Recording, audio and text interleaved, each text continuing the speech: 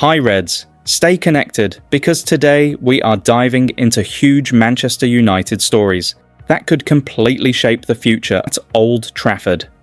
We are talking about Marcus Rashford's Barcelona future, massive midfield developments, fresh transfer targets, Raphael Leao links, Hayden Hackney excitement, and perhaps the biggest story of all, Sandro Tonali potentially becoming the heartbeat of Manchester United's new era. Make sure you stay connected and subscribe because this summer is moving fast, and you do not want to miss the next breaking update. Let's start with Marcus Rashford, because this situation is becoming more fascinating with every passing day. According to reports, Barcelona are preparing an offer worth around £13 million for Rashford, which is significantly lower than Manchester United's £22.5 million option. Now, United fans, here is the big question. Should Manchester United stand firm or accept a lower fee simply to move forward? Because if these reports are accurate, Barcelona paying only around half of what was agreed would feel like United are losing leverage again in negotiations. Rashford apparently does not want to return to Old Trafford. Barcelona remains his priority, and Hansi Flick continues to admire the forward. But here is where things become interesting. Barcelona's financial situation has not magically disappeared. Can they really afford another complicated transfer saga? And if United refuse to drop their valuation, are Barcelona prepared to walk away? My opinion: Manchester United should stand strong. Selling Rashford below agreed values sends dangerous messages during a rebuild.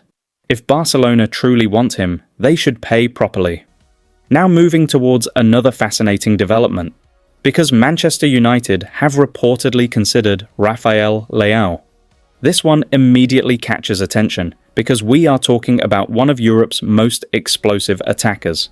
Reports suggesting AC Milan could accept reduced offers after missing Champions League football will naturally excite supporters. A reported figure around €50 million immediately makes people ask questions. Is that genuine value? Could United actually pull this off? Leao brings pace, physicality, flair, unpredictability, and that frightening ability to completely destroy defensive structures within seconds. However, there are also questions. Does Michael Carrick prioritize another forward profile? Would Leao fit tactically? And perhaps more importantly, would United prioritize midfield before making such an expensive attacking move? Personally, if the numbers are genuinely close to these reports, this becomes extremely tempting because top-class talent rarely becomes available below market value. Then we move into midfield, because this is where things become seriously exciting. Hayden Hackney continues appearing in conversations surrounding Manchester United.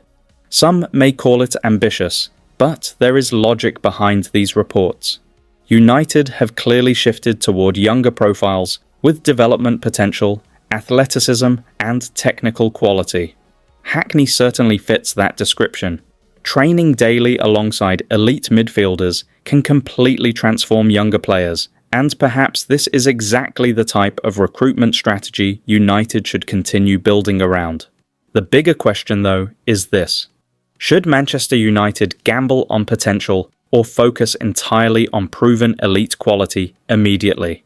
Because while supporters want exciting young talents, supporters also want immediate improvement after recent frustrations.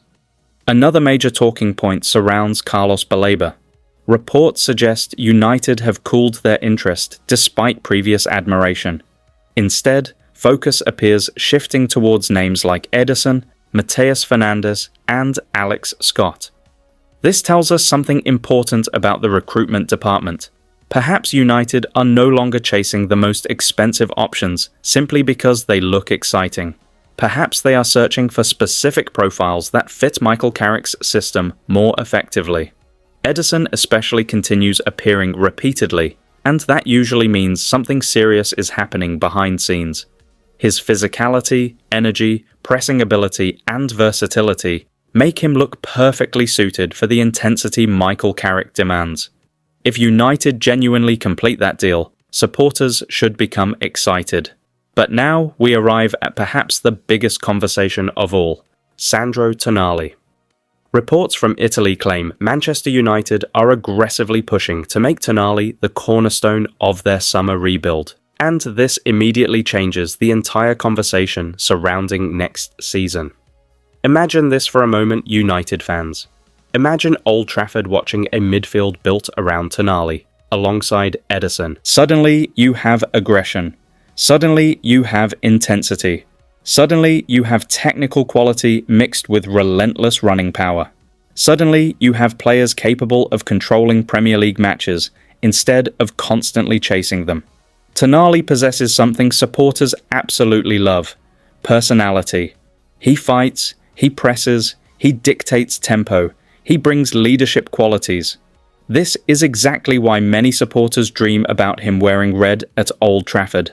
But there is still one massive question. Can Manchester United actually pull this off? Because dream signings always sound fantastic during transfer windows until financial realities appear. Still, if reports from Italy are accurate and possibilities genuinely exist, supporters have every reason to become excited.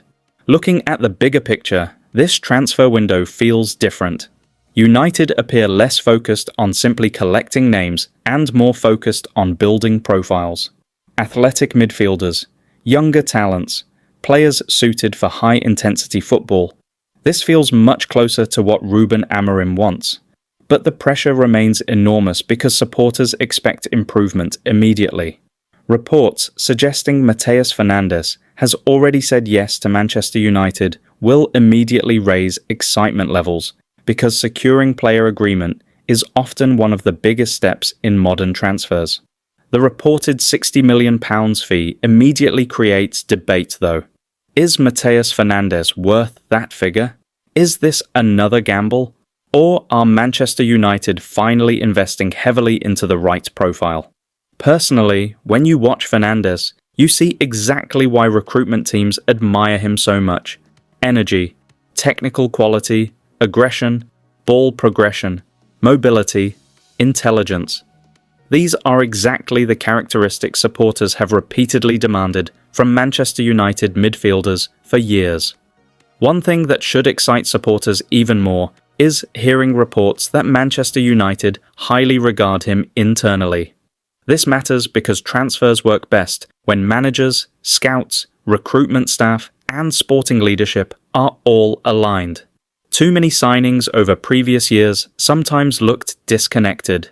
This feels different. If United genuinely believe Fernandes fits the system perfectly, then supporters should pay attention. But here comes the serious complication: competition. PSG reportedly being interested changes everything, because when elite European clubs enter negotiations, transfers suddenly become more dangerous. Financial power increases, wages increase, competition increases. However, reports suggesting Manchester United remain confident should encourage supporters, because confidence usually comes from somewhere. Perhaps player preference, perhaps advanced discussions, perhaps project presentation. Whatever the reason, United appearing confident despite PSG links is definitely noteworthy. And here is where things become really fascinating. Imagine this midfield for a moment, United fans. Imagine Fernandes arriving alongside Ederson, covering huge spaces, progressing the ball quickly, and dominating physical battles. Suddenly, Old Trafford starts looking different.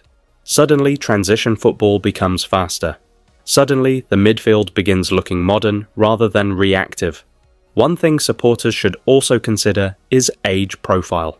Manchester United appear increasingly focused on younger players entering prime years, rather than constantly chasing expensive short-term solutions.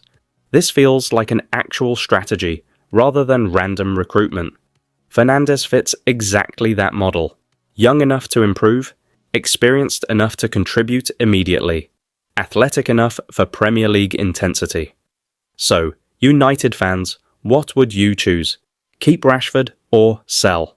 Would you prioritise Tonali or Ederson if only one arrives? Is Raphael Leao worth the gamble?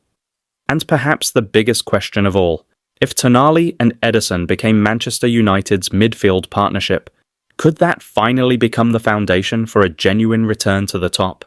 This summer is heating up rapidly, and one thing feels certain. Old Trafford could look completely different by the time next season begins.